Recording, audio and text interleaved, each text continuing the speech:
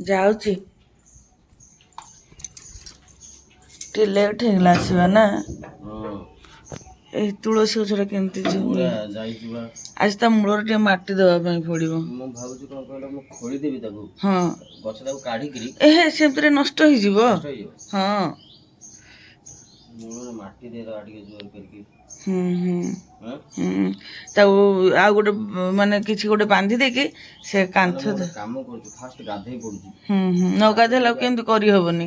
କରିଦିଏ ତାପରେ ଏଗୁଡାକ ସବୁ କରିବି। କାଲି ରାତିରେ ଯୋଉ ହାୱା ହେଇଛି ସେଇଥିରେ ଏମିତି ହେଇଯାଇଛି। Good morning friends. ଟିକେ ଲେଟ୍ ହେଲା ଆସିବା ଡ୍ୟୁଟିରୁ। ଗାଧେଇ ସାରିଲ? ହଁ ଗାଧୁଆ ସରିଲା। ମୁଁ ଯାଏ ଟିକେ ଆଗ ସେ ତୁଳସୀ ଗଛଟାକୁ ବାଗାଏ। ପାଣିଟା ବହୁତ ଥଣ୍ଡା ଥିବ କିନ୍ତୁ ନା? ଥଣ୍ଡା ଅଛି। ତମେ ଚାଲ ମୁଁ ବି ଯାଉଛି। ଏ ବାଣୀ ଆଉ ଛୁରୀ ଗଛକୁ ଛାଡ଼ିକି ନିଅ। ମୁଁ ଗାଧେଇନି। ଛାଡ଼ିଦିଅ ଆଗରେ ଆରାମସେ। ସେ ମୂଳକୁ ମାଟି ନାହିଁ ବୋଧେ ଇଏ ହେଇଯାଇଛି। କ'ଣ କହିଲ? ସେଇଥିପାଇଁ ଗଛଟା ବଡ଼ ହେଇଯାଇଛି। ଟିକେ ହାୱା ପାଣି ହେଲା ବେଳକୁ ପୁରା ଶୋଇ ପଡ଼ୁଛି।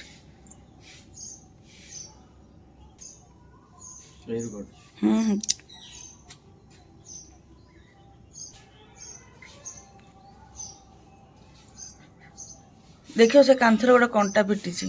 ସେଇଥିରେ ଫାସ କରିକି ଇଏ କରିଦେବ, ମାନେ ଫସେଇଦେବ।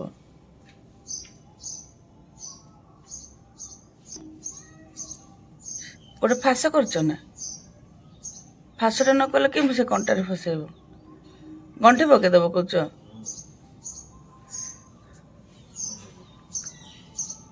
ହଁ ହବ।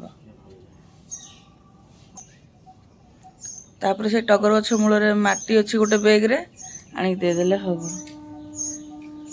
ଭଲସେ ବାନ୍ଧିଲ? ଏବେ ମୂଳରେ ମାଟି ଦେଇଦେଲେ ହେଇଯିବ।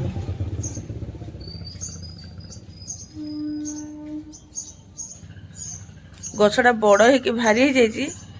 ଆଉ ମାଟି ନାହିଁ କହିକି ସେଇଥିପାଇଁ ଟିକେ ହାୱା ପାଣି ହେଲା ବେଳକୁ ଶୋଇପଡ଼ୁଛି। ଦେଖିକି କିଛି ପୋକ ଜୋକ ଥିବ।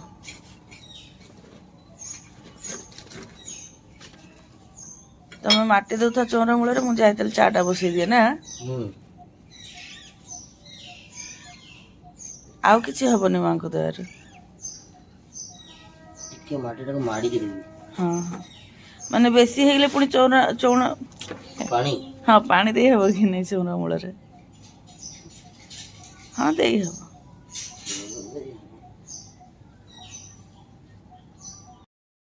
ବର୍ଷା ପାଇଁ ସୂର୍ଯ୍ୟ ଡେରିରେ ଉଇଁଲେ। କରେଣ୍ଟ ପଳେଇଲା ଯୋଉ ହଇରାଣ କୁହନି। ହଁ ଆଣିଦଉଛି। ମାନେ ମଶା କାମୁଡ଼ିକି ପୁରା ହାତ ଗୋଡ଼ ପୁରା ବିନ୍ଧେଇ ଦେଲେ ପୁରା।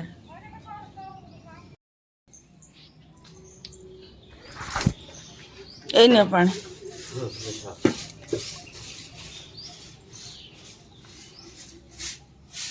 Good morning friends. ଜୟ ମା ସନ୍ତୋଷୀ। ଆପଣମାନଙ୍କୁ ଆଉ ଏକ ନୂଆ ବ୍ଲଗ୍ରେ ଅନେକ ସ୍ୱାଗତ। ଆଶା କରୁଛି ଆପଣମାନେ ସମସ୍ତେ ଭଲରେ ଥିବେ, ସୁସ୍ଥ ଥିବେ। ମାଆଙ୍କ କୃପାରୁ ଆମମାନେ ବି ସବୁ ଭଲରେ ଅଛୁ। ଆଜି ତ ସଣ୍ଡେ।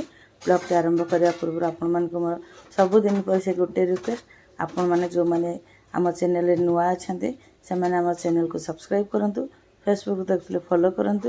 ଭିଡ଼ିଓ ଗୁଡ଼ିକ ଲାଇକ୍ କମେଣ୍ଟ ସେୟାର କରିବା ସାଙ୍ଗରେ ସ୍କିପ୍ ନ କରିକି ନିଶ୍ଚୟ ଶେଷ ଯାଏଁ ଦେଖନ୍ତୁ ଏବଂ ପାଖରେ ଥିବା ବେଲ୍ ଆଇକନ୍ଟିକୁ ନିଶ୍ଚୟ ପ୍ରେସ୍ କରିବେ, ଯାହାଫଳରେ ଆମ ଆଗାମୀ ଭିଡ଼ିଓ ଗୁଡ଼ିକର ନୋଟିଫିକେସନ୍ ଆପଣମାନଙ୍କ ପାଖରେ ସହଜରେ ପହଞ୍ଚି ପାରିବ। କାଲି ରାତିରେ ବର୍ଷା ହେଇଥିଲା, ତା ସାଙ୍ଗକୁ ବୋଧେ ଜୋରରେ ହାୱା ହେଇଛି, ସେଥିପାଇଁ ତୁଳସୀ ଗଛଟା ଶୋଇ ପଡ଼ିଛି।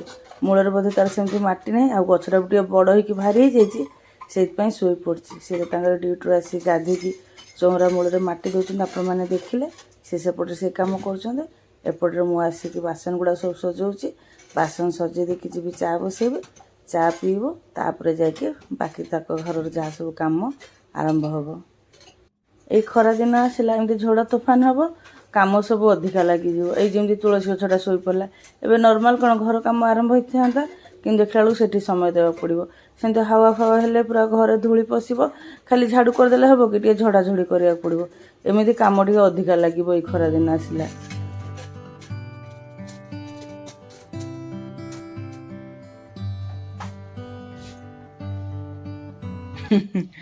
ଉଠିବନି କହୁଛି ରାତି ଅଧରେ ଫେର ତାକୁ ଭୋକ ଲାଗିଲା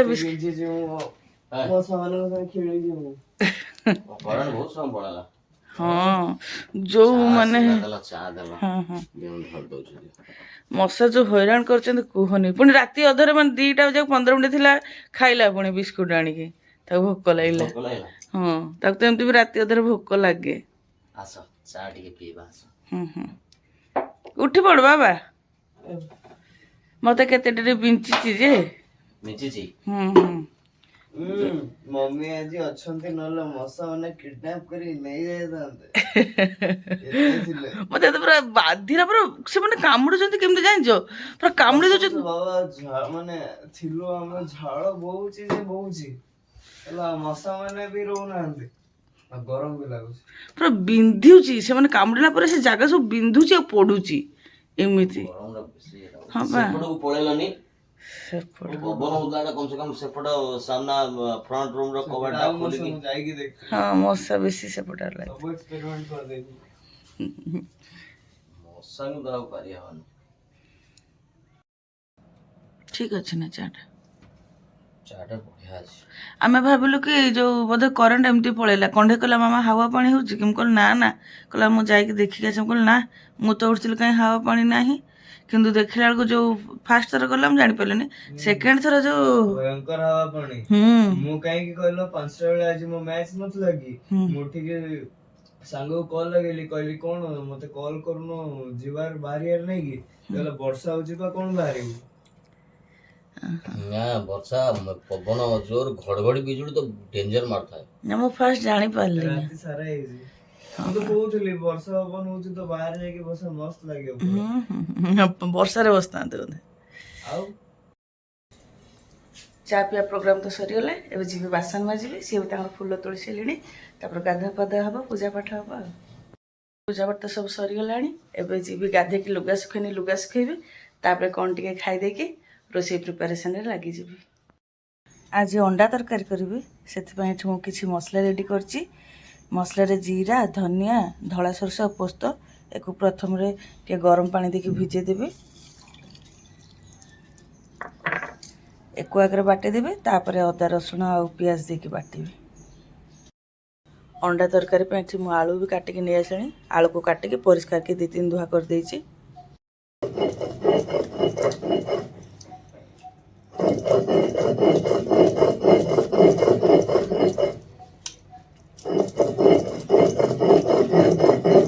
ଶିଳ ବଟା ମସଲାର ଆଜି ତରକାରୀ ଖାଇକି ଦେଖିବା।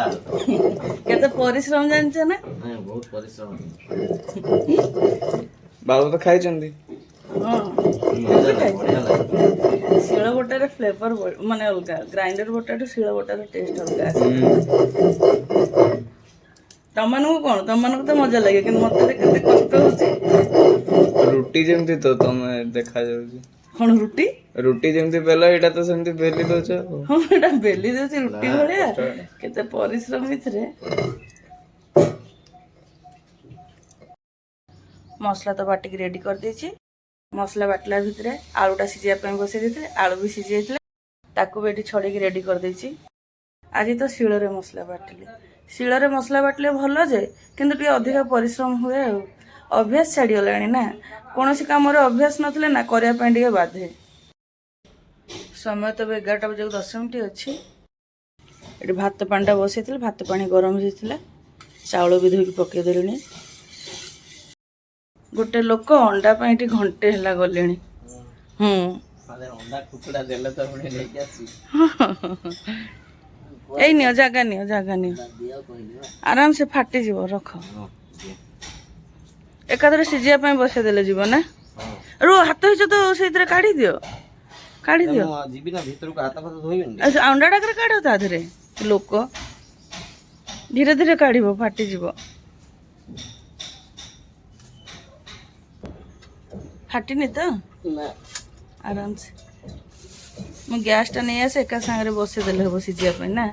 ମସଲା ମସଲି ତ ସବୁ ରେଡ଼ି ହେଇଯିବ।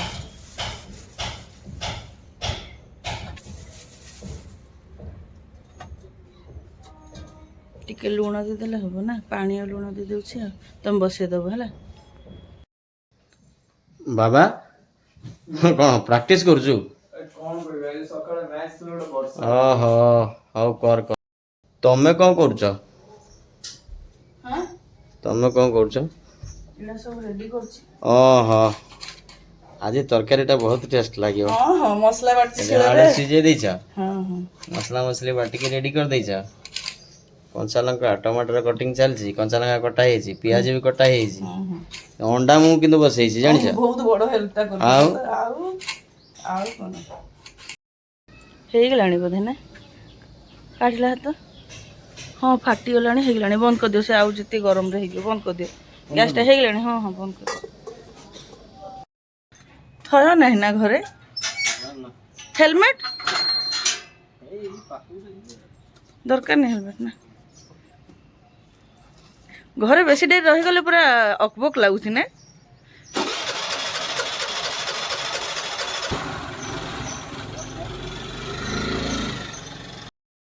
ସିଏ ତ ତାଙ୍କର ମାର୍କେଟ ବାହାରିଗଲେ। ଏପଟେ ମୁଁ ତରକାରୀ କରିବା ପାଇଁ କରେଇ ବସି ତେଲ ଦେଇଦେଲିଣି।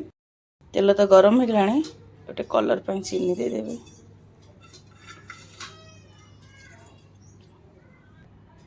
ଚିନି ତ ମେଲ୍ଟ ହେଇ ଆସିଲାଣି। କିଛି ଗୋଟା ଗରମ ମସଲା ସବୁ ଦେଇଦେବି। ଏଥିରେ ଡାଲଚିନି ଅଛି, ଅଳେଇଚ ଅଛି, ଆଉ ଗୋଲମରିଚ ଅଛି। ଦୁଇଟା ତେଜପତ୍ର ଦେଇଦେବି। ଗରମ ମସଲା ସବୁ ଭାଜି ହେଇଗଲାଣି। ଏ ପିଆଜ କାଟିକି ରଖିଥିଲି ତାକୁ ଦେଇଦେବି।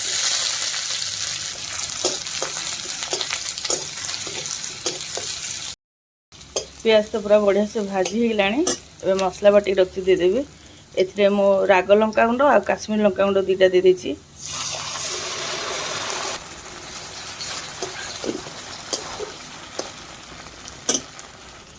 ହଳଦୀ ଦେଇଦେବି, ଲୁଣ ଆଉ ଟିକେ ଲୁଣ ଲାଗିବ। ଚାମଚଟା ଛୋଟ ନା।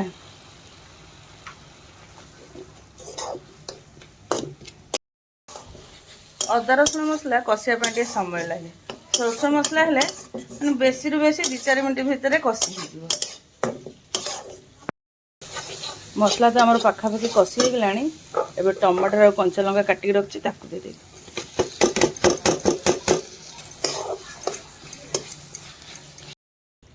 ମସଲାକୁ ଏଇଠି କଷିକି ନେଇଯିବି। ସେପଟେ ତ ଅଣ୍ଡାଟା ସିଝିବା ପାଇଁ ବସାଇଥିଲା, ଅଣ୍ଡା ବି ସିଝି ଯାଇଛି।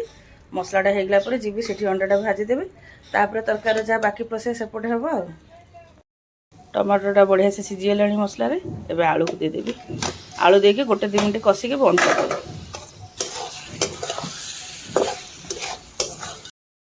ଓହୋ ମାମା କିଛି ଅଲଗା ହିଁ ବନେଇ ଦେଇଛ ବୋଧେ ଆଜି। କିଛି ମସ୍ତ ହିଁ ବସିଛୁ ପୁରା। ଓହୋ ଏତିକି ବନେଇକି ରଖିଦିଅ, ମୁଁ ତ କହୁଛି। ଏମିତି କଷା କଷା ରୁଟିରେ ହଁ ଖାଇବା। ୟାର। ଆଚ୍ଛା ପାଣି ଭରିବାକୁ କହିଛ ନା? ହଁ ତ ପାଟିରୁ ଲାଳ ବାହାରିଲାଣି। ଆଉ ବାସ୍ନା ଏମିତି ହଉଛି ତ।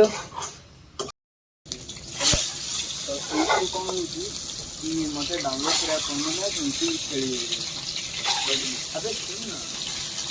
ଏବେ ଅଣ୍ଡା ଗୁଡ଼ାକ ସବୁ ଭାଜୁଛି।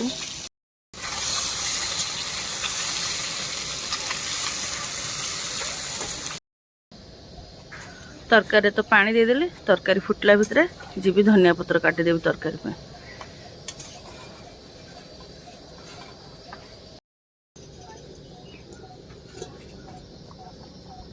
ତରକାରୀ ତ ହେଇଗଲାଣି। ଧନିଆ ପତ୍ର କାଟିକି ଆଣିଛି, ଦେଇକି ବନ୍ଦ କରିଦେବି।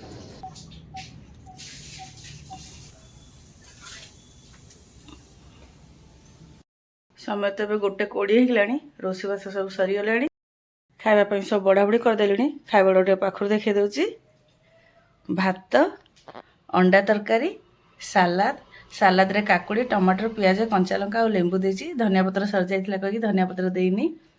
ଅଣ୍ଡା ତରକାରୀ କାହିଁ କହୁଛ? ତମର ଫେଭରେଟ୍ ତରକାରୀ ବୋଲି କୁହ। ହଁ ମୋର ଫେଭରେଟ୍ ତରକାରୀ। ଏଟା ହେଲା ମୋ ସଣ୍ଡେର ଲଞ୍ଚ। ଓଇ ପିଲା ପଛରେ ଟିଭି ଲଗେଇବ ଆଗେ। କଣଟା ଚ୍ୟାନେଲ ନମ୍ବର ଥିଲା? 620। ବଢ଼ାଲାଣି ବାବା, ଆଗେ ଖାଇବ ସେତେବେଳେ। ଗରମ ଅଛି, ଚାମଚଟା ଆଣିଲନି ନା? ନା ନା ମୁଁ ପାଣି ଚାମଚଟା ଆଣିଲନି, ଏବେ ତରକାରୀ ଗରମ ଅଛି। ତମର ତ ଆଜି ଫେଭରେଟ୍ ତରକାରୀ ହେଇଛି। ତମର ଆଉ କଣ? ନା ମାମାର ଆଉ କଣ ଆଜି? ହଁ ତମମାନେ ଜମା ଖାଇବ କି ମାମା ଖାଇବ? ନା ନା ଆମେ ତ ଖାଇବୁ, ଆମକୁ ଭଲ ଲାଗିବ। ଫିର ବି ତମର ମାନେ ମସ୍ତ ଲଭ୍। ମତେ ତ ଭଲ ଲାଗୁଛି।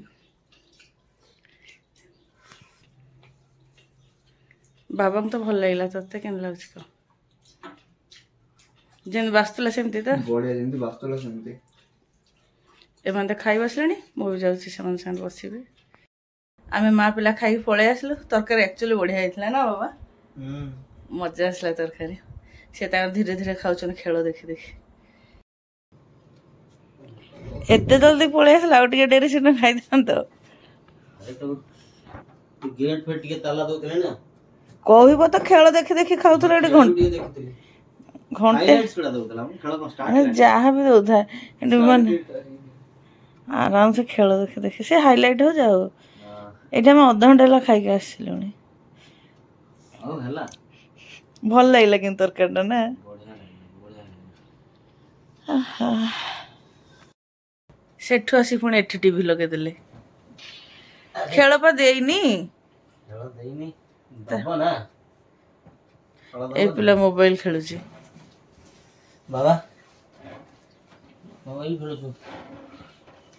ଗେମ୍ ଖେଳୁଛୁ, ମୋବାଇଲ ଟା ଥୋଡ଼ି ଖେଳୁଛୁ। ହଁ ସେଇ ଗେମ୍ ଖେଳୁଛି। ହେଲା ହେଲା ସରି, ମୋବାଇଲ ଖେଳୁଛୁ। ହେଲା। ତମେ ମୋ ଭୁଲ ଧରିଲ ତ, ମୁଁ ବି ତମ ଭୁଲ ଧରିବି। ରହିଥା।